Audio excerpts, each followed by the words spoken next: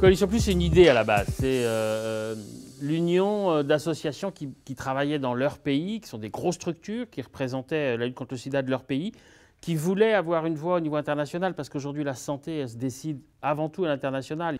Il y a 36 millions de personnes qui vivent avec le virus dans le monde. Il y en a un peu plus de 20 millions qui sont sous traitement, donc il y a encore un gap.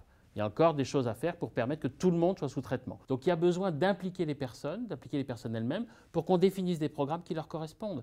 Il n'y a rien de tel qu'avoir un transsexuel qui va faire de la prévention ou du dépistage auprès des autres transsexuels. La même chose chez les gays, la même chose chez les usagers de drogue. On n'arrivera jamais à baisser l'incidence si on n'implique pas les personnes qui s'infectent elles-mêmes.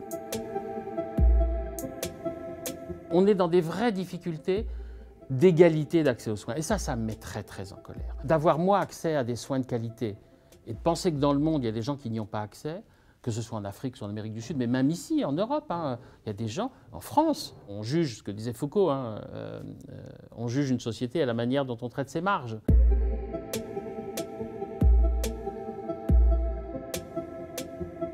On sait techniquement comment faire.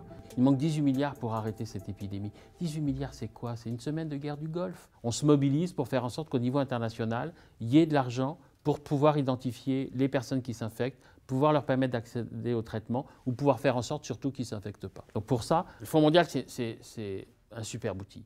C'est les États riches qui mettent au pot et puis après on répartit sur les États pauvres. C'est tout bête, l'idée est simple, mais ça marche remarquablement bien. On est passé de 100 000 personnes traitées dans le monde en 2002 à plus de 20 millions de personnes traitées aujourd'hui du sida, grâce notamment à l'activité du Fonds mondial. Alors on n'est pas au point encore où on va arrêter l'épidémie.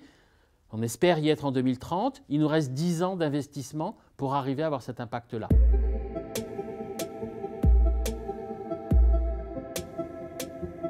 Tous les 3 ans, on fait ce qu'on appelle une conférence de reconstitution. On reconstitue le Fonds mondial.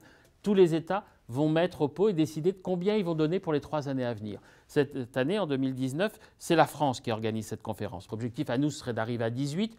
C'est que ça va être compliqué, mais l'objectif, c'est d'arriver à 14 milliards, parce qu'à 14 milliards, on peut continuer dans les 3 prochaines années à traiter plus de gens, à prévenir plus de gens et à être efficace dans les pays qui en ont besoin.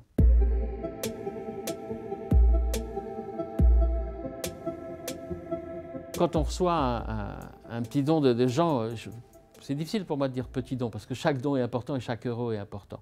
Mais quand on a une somme d'argent avec une liberté pour l'utiliser, ben c'est ça qui nous permet de changer le quotidien des gens.